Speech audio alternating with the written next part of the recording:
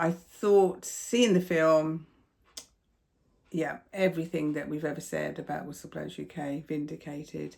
Highly emotional looking back when I think of the amount of people that enabled Whistleblowers UK, who refused to engage with the evidence or even read the evidence, and just ignored everything that people raised, and how hard we've had to fight to come to this point yesterday.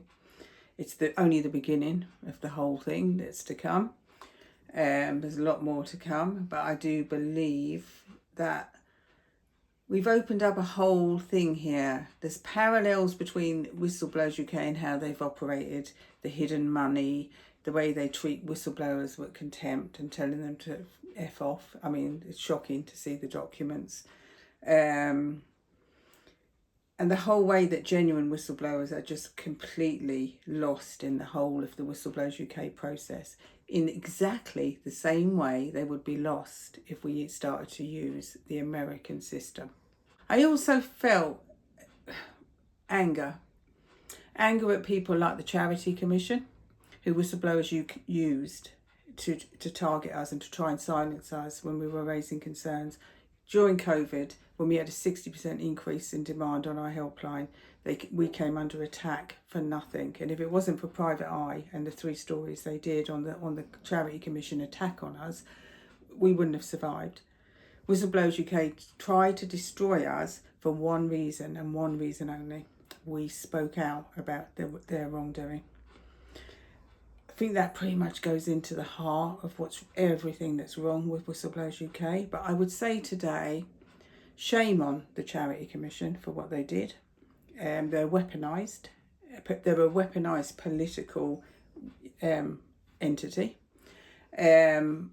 used to silence people that are speaking truth to power, which is what we were doing. We were speaking up for our beneficiaries exactly as we should have done. I also feel angry at people like Protect, and Parisia, and those people that have gone along, knew what Whistleblowers UK were doing, but went along with them, signed joint letters with them, gave them credibility by endorsing them. And they knew what they were doing. And I know that for a fact because whistleblowers contacted Protect and told them. But it wasn't in Protect's interests to do something about it or to speak out the way we've spoken out.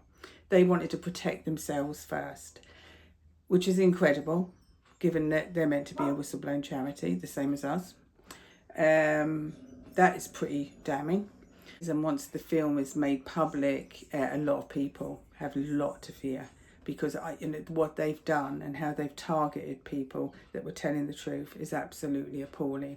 And what we need to ensure is that none of those individuals or organisations have any input into whistleblowing. I mean, you've got people like Baroness Kramer, backing up Whistleblowers UK. She had all the evidence. She knew what was wrong.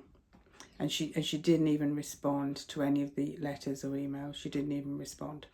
And then she's going around saying she champions whistleblowers. Well, she's a hypocrite, and so are all those others that have, enabled this. They're probably in some ways even worse than Whistleblowers UK, because they couldn't have done it without those enablers.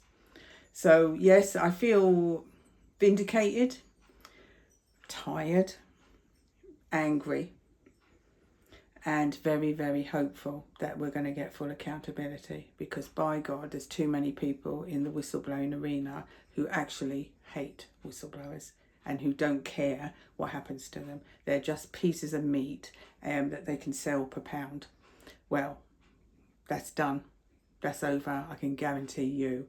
Money in whistleblowing is absolutely disgusting. The other thing that I noticed is, it was nice to see Martin Woods again. I like Martin Woods. I've got respect for him.